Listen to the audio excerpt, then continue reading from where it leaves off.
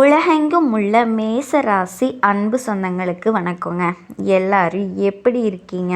உங்கள் நேரம் இனிமேல் பொன்னான நேரமாக மாறப்போகுதுங்க. மேச ராசிக்கு இந்த பதிவுனால என்ன நன்மை இருக்குது அப்படின்னு யோசிக்கிறீங்களா? அதை தெரிஞ்சுக்கிறதுக்கு முன்னாடி நம் அப்பன் முருகனை மனதார வேண்டிக்கோங்க. இந்த மந்திரத்தை 3 தடவை சொல்லுங்கள். கண்டிப்பாக நல்லது நடக்குங்க. ஓம் முருகா போற்றி, ஓம் முருகா போற்றி, ஓம் முருகா போற்றி. என்னை ஜெயிக்க வைத்த கந்தா கடம்பா கதிர்வேலா நீதான். இந்த மேச ராசிக்காரர்களை வழிநடத்தி வாழ்க்கையில் செழிக்க வைக்க வேண்டும். முருகனோட காலடியை தொட்டு வணங்கி நான் இதை தொடங்குறேங்க. வாழ்க்கையில் ஏற்படக்கூடிய நெளிவு சுழிகளை பற்றி முழுசாக தெரிஞ்சுக்கிட்டு அதுக்கு ஏற்ற மாதிரி வாழ்க்கையை வாழக்கூடியவங்க இந்த மேச ராசிக்காரங்க. இரத்தக்காரகன்னு சொல்லக்கூடிய செவ்வாய் பகவான், மோட்சக்காரகன்னு சொல்லக்கூடிய கேது பகவான், இவங்களோட அம்சத்தில் பிறந்தவங்க நீங்கள் சொன்ன சொல்ல காப்பாற்ற உசிரையும் கொடுக்கக்கூடியவங்க. வாக்குறுதி சத்தியத்திற்கும் மேலானது அப்படிங்கிறத உணர்ந்தவங்க இந்த மேசராசிக்காரங்க. சொன்ன சொல்ல தவற விட மாட்டீங்க. இனிய வார்த்தைகளால் இரும்பு கதவே திறந்தாலும் அதை திறந்து விடக்கூடிய அதிபுத்திசாலிங்க நீங்கள். உங்களுடைய இங்கிதமான பேச்சு இருக்கு இல்லையா, அந்த இனிமையான பேச்சுக்கள்னால காரியங்களை சாதிப்பீங்க. இரும்பு கதவை உடைக்கிற அளவுக்கு உங்களுடைய பேச்சுக்கு வல்லமை இருக்குது. உங்களை பொறுத்த வரைக்கும் இந்த ஒரு விஷயத்தில் ரொம்பவே ஜாக்கிரதையாக எடுக்கணுங்க. அது என்னன்னு தானே கேட்குறீங்க? மற்றவங்க கிட்ட பணம் கொடுக்கறதுங்க. உங்கள் காசை மற்றவங்க கிட்ட கொடுக்கும்போது நீங்கள் ரொம்ப கவனமாக இருக்கணுங்க. அதே மாதிரி உங்கள் வாழ்க்கையில் என்னென்ன விஷயங்கள் நடக்குன்னு பார்க்கலாங்க. அட என்னம்மா நீ வேற, எங்களுக்கு தான் சனீஸ்வர பகவான் ஆட்டத்தை ஆரம்பிச்சிட்டாரே, அஷ்டம சனி ஸ்டார்ட் ஆயிடுச்சுல்ல, எங்கள் வாழ்க்கை நிலை எப்படி இருக்கும் அப்படின்னா, உங்களுக்கு சனீஸ்வர பகவானினுடைய ஆட்டம் ஆரம்பம் தாங்க. அப்படியே இருந்தாலும் அவரோட ஆரம்பம் அப்படிங்கிறது உங்களுக்கு பெருசாக எந்த ஒரு பாதிப்பையும் இந்த வருஷத்தில் ஏற்படுத்தாதுங்க. சின்ன அதுவும் பார்த்திங்கன்னா உங்களுக்கு சமாளிக்கக்கூடிய விதத்தில் தான் சனீஸ்வர பகவான் ஏற்படுத்துவார். ஆனால் சனீஸ்வர பகவானை பற்றி நீங்கள் ஒரு விஷயம் புரிஞ்சுக்கணும். அவர்னாவே தப்பானவர் அப்படிங்கிற நோக்கத்துக்கு நீங்கள் வந்துடுறீங்க. அவர் பார்க்குறாரு அப்படின்னா அந்த நேரத்தில் நீங்கள் கரெக்டாக இருந்துட்டீங்கன்னா, உண்மையாக இருக்கீங்க அப்படின்னா நீங்கள் சனீஸ்வர பகவானை பார்த்து பயப்படவே வேணாங்க. ஸோ உங்களை பொறுத்த வரைக்கும் நான் 10 நல்ல விஷயம் நல்லது நடக்கும்னு சொல்கிறேங்க. 10 விஷயம் என்னன்னு பார்த்துட்டு நம்ம இந்த பதிவுக்குள்ளே போகலாங்க. முதல் விஷயம், பணவரவு உயரும். இரண்டாவது விஷயம், உங்களுக்கு இருக்கக்கூடிய எதிர்ப்புகள் எல்லாமே நீங்க போகுதுங்க. மூணாவது விஷயம், ஆரோக்கியம் மேம்படும், குறிப்பாக முகப்பொழிவு ஏற்படும். நாலாவது விஷயம், வீட்டில் சுப காரியங்கள் நடக்கும். அஞ்சாவதா கடன் பிரச்சனையிலிருந்து விடுபடுவீங்க. ஆறாவதா பழைய வாகனத்தை கொடுத்துட்டு புதிய வண்டி வாகனம் வாங்கி வசதிகள் பெருகும். ஏழாவதா பூர்வீக சொத்துக்கள் சார்ந்த பிரச்சனைகளுக்கு தீர்வு கிடைக்கும். பூர்வீக சொத்துக்கள் உங்கள் கைக்கு சேருங்க. எட்டாவது சொந்த வீடு அமையும். 9வது திருமண வயசில் இருக்கவங்களுக்கு திருமணம் கைகூடி வரும். 10வது சொந்த ஊர்லேயே கௌரவ பொறுப்புகள் தேடி வரும். எக்ஸ்ட்ராவாக சொல்லணும்னா திருமணமானவர்களுக்கு குழந்தை பாக்கியம் உண்டாகுங்க. ஸோ 10க்கு 11 நல்ல விஷயமா உங்களுக்கு சொல்லியிருக்கேங்க. 12வது ஒரு விஷயம் சொல்லட்டுங்களா? தொழில் ரீதியாக உங்கள் வேலை ரீதியாக கூலி வேலை செஞ்சாலும் சரிங்க, இல்லை கோடியாக சம்பாதிக்கக்கூடிய சொந்த தொழில் செஞ்சாலும் சரிங்க, பண விஷயத்தில் உங்கள் மனசுக்கு திருப்தி மட்டும் இல்லை, போதும் நீங்கள் நினைக்கக்கூடிய அளவுக்கு பணம் தனம் உங்களுக்கு சேர்ந்துக்கிட்டே இருக்குங்க.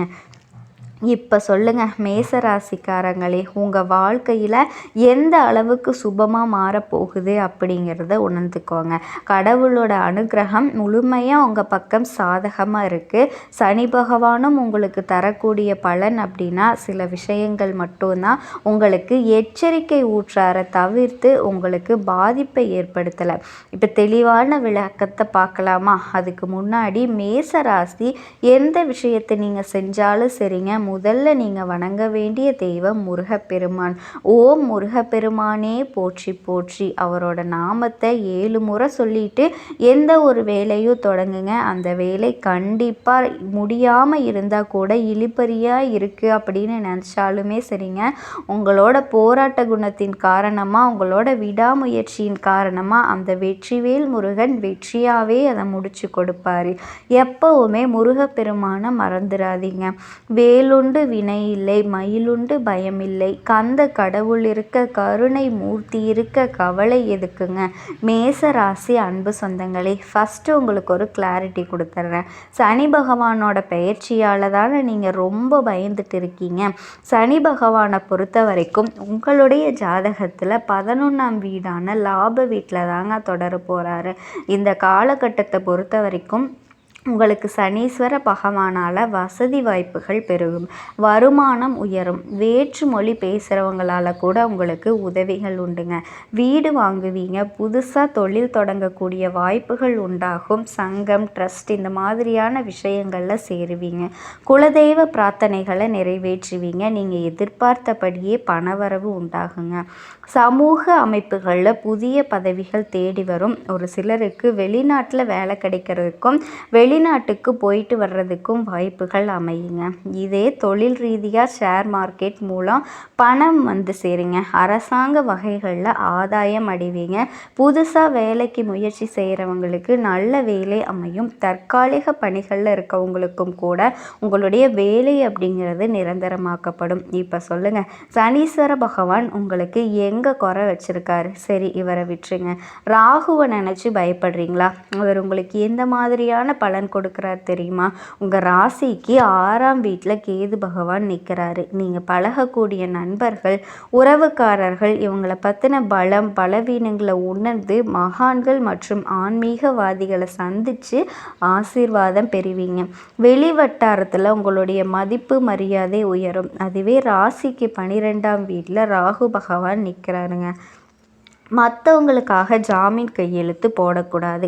கடந்த காலகட்டத்தில் உங்களுக்கு ஏற்பட்டிருந்த இழப்புகள், ஏமாற்றங்களை நினச்சி கொஞ்சம் அப்பப்போ மனசு வந்து சஞ்சலப்படுத்தும்.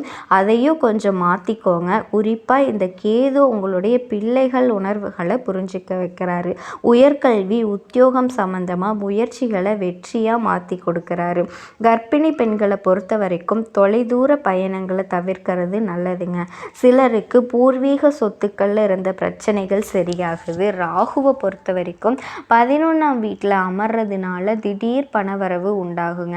வேற்று மதம் சேர்ந்தவர்கள் உதவி செய்வாங்க. குறிப்பாக சாதிக்கணும்னு நினைக்கக்கூடிய உங்களுடைய எண்ணங்கள் எல்லாமே நிறைவேறும். அடுத்து குரு பகவானை பொறுத்த வரைக்கும் இந்த வருஷம் முழுக்கவே நீங்கள் எதிர்பார்த்த தொகை கைக்கு வந்துக்கிட்டே இருக்குங்க.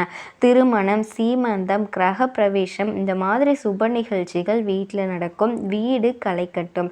எல்லா வகைகள்லேயும் நன்மைகள் வந்து சேருங்க. ஒரே நாளில் கூட 2-3 வேலையை பார்க்கக்கூடிய ஒரு சூழல் கூட உருவாகுங்க. ரொம்ப பிஸியாக இருப்பீங்க. ரொம்ப சுறுசுறுப்பாக வலம் வருவீங்க. குழப்பங்கள் இல்லாத தெளிவு கிடைக்கும்.